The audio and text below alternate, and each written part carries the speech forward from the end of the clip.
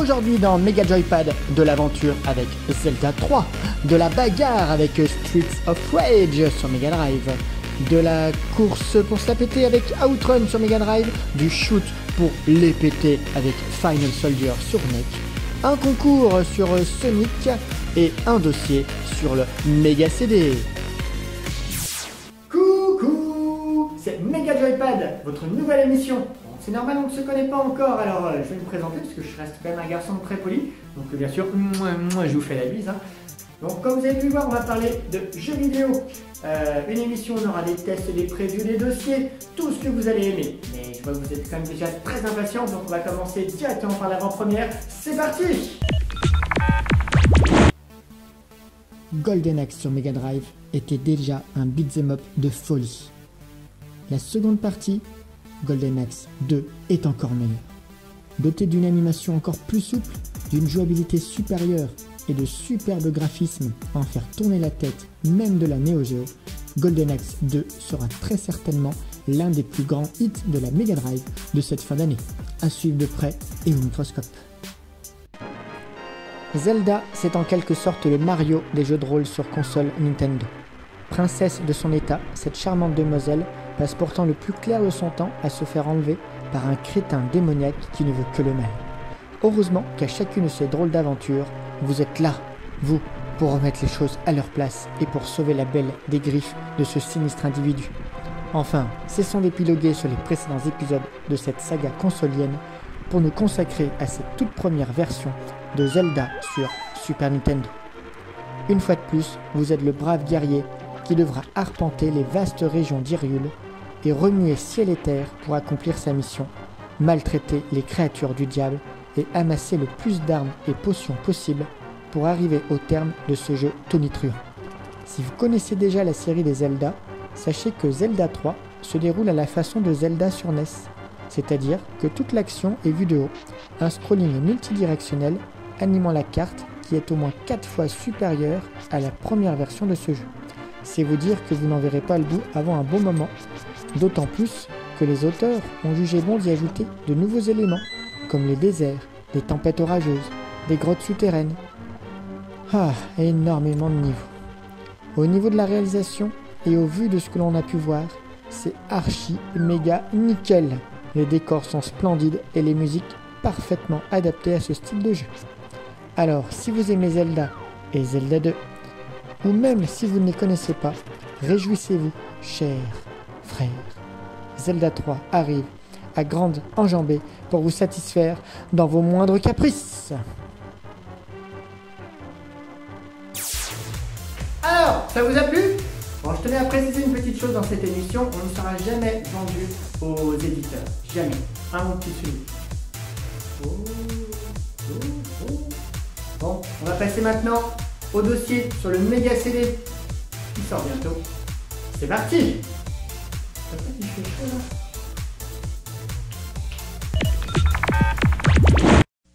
Le Mega CD de Sega, une méga idée. Alors que jusqu'à présent le CD-ROM comme celui de la PC Engine n'était qu'un périphérique de luxe, le Mega CD lui se base sur un tout autre concept, celui de la complémentarité. En effet, ajouté à la Mega Drive, il ajoute un deuxième processeur qui tourne à 12,5 MHz contre 7,5 pour la Mega Drive. Et surtout, le Mega CD va apporter une qualité sonore inégalable.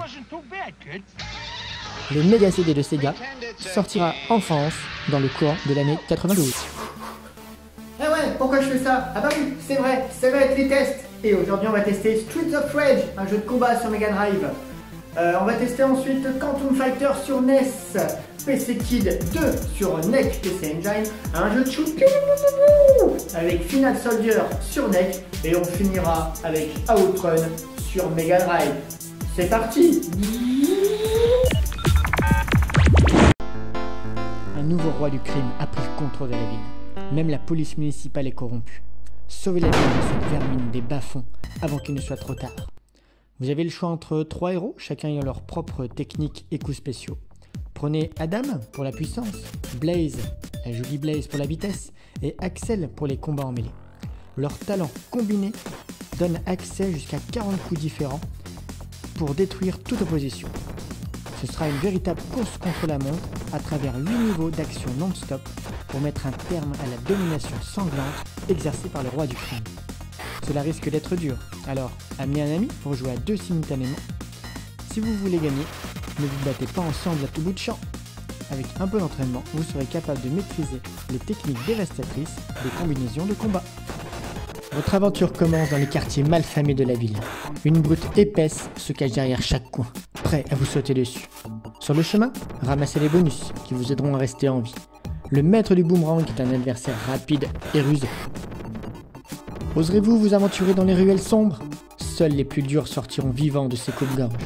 Même si vous arrivez à éviter les coups de fouet des terribles roqueuses, le boss final, Razorhead, vous donnera encore du fil à retordre.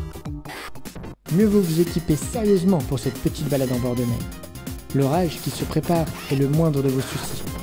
Outre les affreux en grand nombre, un boss gigantesque et tout en muscles vous attend. Il est capable de vous envoyer valdinguer à plus de 3 mètres avec ses mains larges comme des battoirs à linge. Combattez le crime sur les docks. Le danger est partout. Des tueurs attendent même patiemment sur les docks votre passage. Le boss de fin est un gros bibadum qui n'arrête pas de recracher son silicone carné sous forme de flamme. N'essayez pas de le soulever, plus d'un s'y sont cassés les reins. Quelques bons coups de genoux dans cette masse lipideuse devraient faire l'affaire. En avant toutes, un des plus durs challenges de ce jeu vous attend ici. Vous allez enfin avoir l'occasion de pouvoir exprimer librement vos pulsions guerrières. Il faut frapper fort et sec si vous voulez survivre. Et si vous vous croyez fort, les 2 boss de ce niveau viendront tout remettre en question. C'est carrément de 2 clones de la jolie Blaze dont il faut se débarrasser. Enfin, le rythme des combats se ralentit, un peu. Vous avez le temps de souffler entre 2 vagues d'ennemis. Un nouveau danger? Des presses hydrauliques se déclenchent sur votre passage. Même les machines peuvent être meurtrières. Pour terminer en beauté, le gros plein de soupe que vous avez rencontré dans les ruelles revient se venger. Et cette fois, il a appelé son frère jumeau. Il est temps de faire le break. L'élévateur ne constitue pas vraiment une menace. Ne sautez pas pour autant par-dessus la rambarde. Une chute de plusieurs étages, ça fait mal. Avec un espace restreint pour manœuvrer, les combats se transforment rapidement en mêlée générale. Et il faudra garder la tête froide pour ne pas coller quelques coups à son coéquipier. La véritable menace se trouve dans le penthouse. Les ennemis y sont plus nombreux qu'un nuage de sauterelles. Et tous les boss vous attendent, avides de vengeance. Un vrai enfer. Le boss final, le roi du crime, voit d'un très mauvais œil les petits ennuis que vous lui avez causés. Il lance un dernier ultimatum, venir grossir les forces du mal ou mourir en héros. L'avenir de la ville est entre vos mains. Ah, que c'est bon d'éclater la gueule à ces ordures. Ah, que c'est bon d'être avec un pote pour se ruer sur ces salopards comme des bêtes sauvages. Ah, que c'est bon de savourer une victoire. Vous l'avez compris, Streets of Rage n'est pas un jeu qui laisse indifférent. Même si les graphismes et l'animation ne sont pas au top niveau de ce qu'on aurait pu attendre, on est tellement sidéré par les bruitages et par les musiques complètement affolantes de démesures sonores que le reste passe après. Au niveau des combats, là encore c'est le summum de la jouissance joypadienne.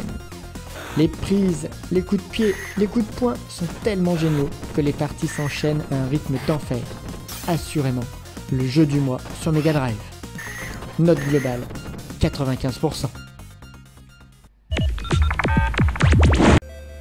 Si vous avez aimé Batman sur NES, Quantum Fighter est un jeu pour vous. Mais attention, si je vous dis cela, il ne faut pas croire que ce n'est qu'un simple remake de Batman. C'est juste que ces 2 jeux ont un petit air de famille, notamment au niveau des graphismes et des couleurs. C'est un jeu de plateforme bourré d'action et qui ne manque pas d'originalité. Le type même de jeu qui vous retient devant votre écran pendant des heures. Les parties s'enchaîneront et on n'arrivera jamais à éteindre la machine.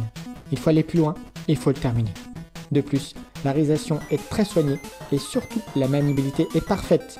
En un mot, super. Quantum Fighter sur NES, note globale 92%. Passé depuis Gunhead, maîtresse en shoot'em up à scrolling vertical, la PC Engine récidive une nouvelle fois avec Final Soldier. Si vous aimez les jeux dans lesquels vous n'avez pas de questions, dans lesquels vous tirez sur tout ce qui bouge, sans vraiment avoir d'autres soucis que de dégommer l'autre sans vous faire dégommer en retour, alors vous allez adorer Final Soldier à sa juste mesure. Techniquement, ce jeu d'Hudson Soft est un véritable petit bijou. Les décors sont variés et bouge à la perfection. L'animation est fluide et aussi rapide qu'Alain lorsque l'heure du bouclage a sonné. C'est donc bien speed. Même au niveau sonore, on est séduit par cette réalisation qui, une fois de plus, démontre les capacités de la petite NEC dans ce style de jeu. Final Soldier sur NEC, note globale 90%. C'est un véritable plaisir de retrouver les 1001 facéties de notre cher aventurier préhistorique, dénommé PC Kid. Déjà, avec la première version, Hudson avait réalisé un véritable carton. Reconnaissons que la suite, elle aussi, est toujours aussi drôle et sympathique. Parcourir les niveaux en dirigeant Bonk, l'homme à la tête d'acier, est toujours aussi amusant, et éclater les diverses saloperies qui virevoltent autour de vous est toujours aussi distrayant. Certes, au niveau graphique, c'est pas la joie, les divers dessins étant très enfantins, mais ceci ne met absolument pas en doute les capacités que détient PC Kid 2 à vous faire passer de longues heures de joie intense devant votre écran. Génial, dément, fantastique, mirobolant, ahurissant, bref, méga planant.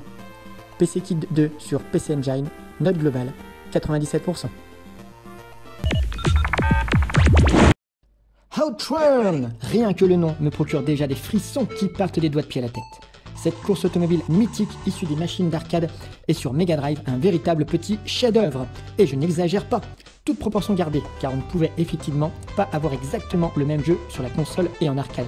Mais on est quand même en face d'un bijou. Les sprites des différentes voitures et des camions sur lesquels vous arrivez à vive allure sont aussi gros que dans la version originale. L'impression de vitesse, bien que légèrement plus lente, avouons-le, est parfaitement réaliste et les décors qui bordent les pas-côtés de la route sont riches de maisons, de pancartes et de palmiers qui donnent un petit air tropical de vacances à l'ensemble. Au niveau des musiques, par contre, on est légèrement déçu par Outrun. Bien moins speedante et entraînante que celles que nous connaissions, elles assurent cependant un bon rythme à l'ensemble qui ravivera tous les fous passionnés de cette course méga démente. Outrun sur Mega Drive, note globale 90%. Et qu'est-ce qu'il faut faire déjà dans l'émission à cette heure-là? Ah bah oui, c'est le concours! Donc pour cette première émission, l'objectif était de faire un speedrun sur le premier niveau de Sonic. Nous avons eu donc une petite vidéo de Jade et Jonas, Nico, qui ont participé. Ils nous ont envoyé leur vidéo, donc on va regarder justement s'ils ont réussi à faire moins de 30 secondes pour gagner cette piñata de Sonic. Ils ont gagné, c'est des champions. Je vous laisse regarder. C'est parti.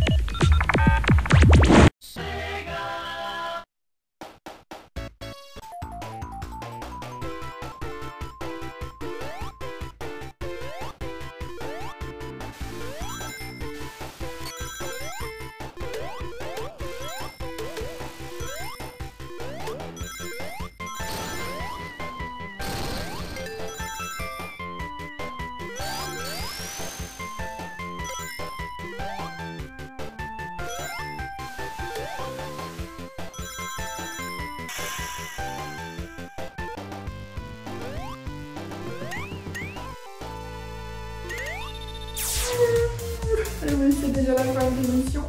Mais allez, on garde le sourire. Je tenais à vous dire deux petites choses. Donc tous les tests du Mega Joypad de cette semaine, vous le retrouverez dans le Joypad numéro 1 de octobre 91. Et puis pour nous, on se dit la semaine prochaine pour le Mega Joypad numéro 2.